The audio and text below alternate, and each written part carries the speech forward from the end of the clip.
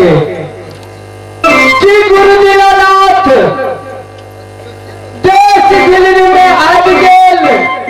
तारीख मारा देवता से भी आई गेल अच्छी कहूँ दुख के बाद चाहिए से देश गिलनी के लिए हमें आज तक जीवरा के भोजन न करोगे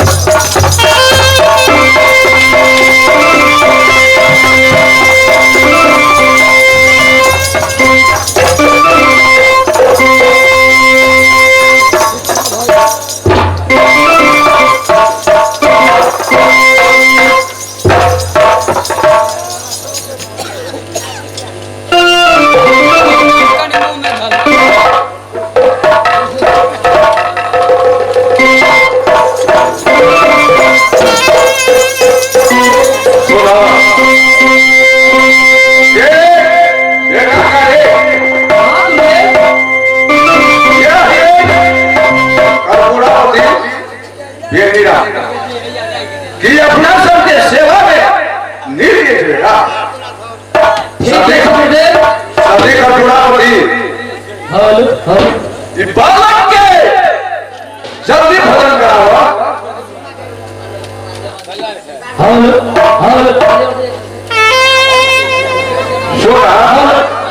ये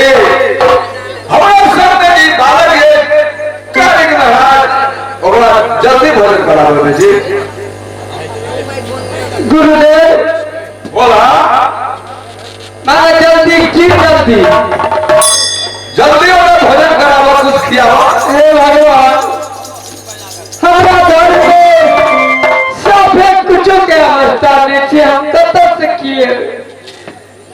कुटार किसान का कहते झिलरी में लावे छी तब सुनो मैं कुटे खाए छी लेकिन अगर घर में रह तब से हम कुछ आग्रह करती भगवान इस बड़ा जुलूम के बाद ये कहे बेटी कर्पूरावती तू जल्दी से कर महाराज देवता के तू भोजन करा ये तो के बाद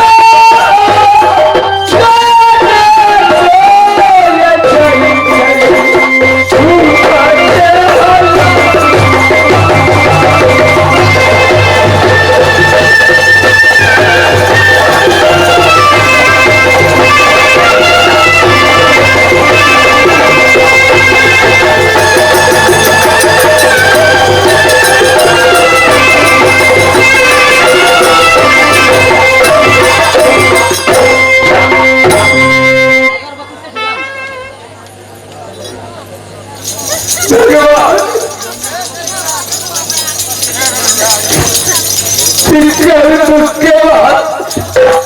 अवश्य मनोकामना भगवान पूरा करत, देश धर्म पूरा करत, ये अवश्य सहारा करत। या पति नती आई करे ठीक सामुआ सामुआ के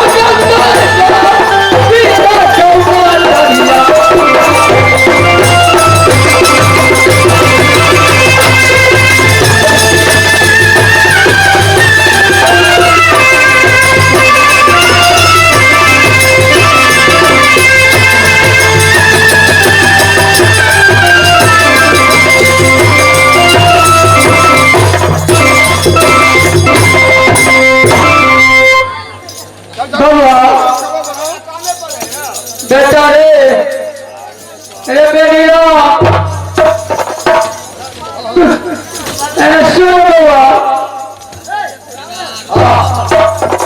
बउआ कारिक मारा बेटा छने भैया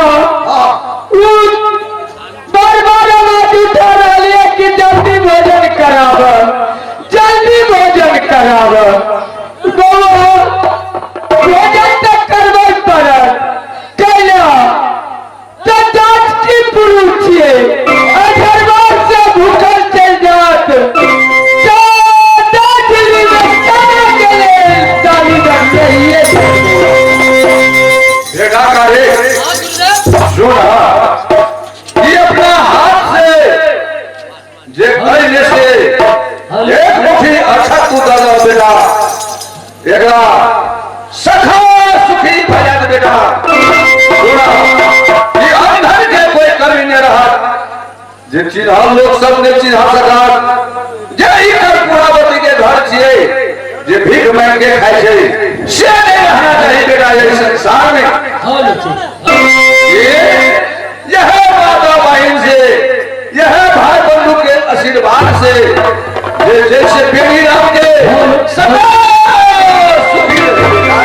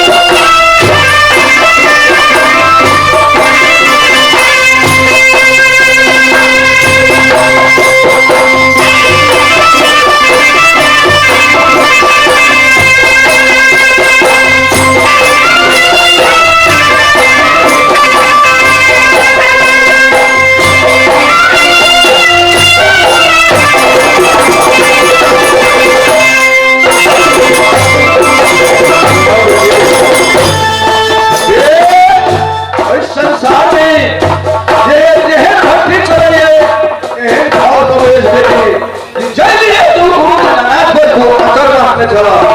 तो लिए जाए गुरु दीनानाथ तो परिणत भरला मस्तक पर तोड़ा बेटा से तैयार कर ले हे क्या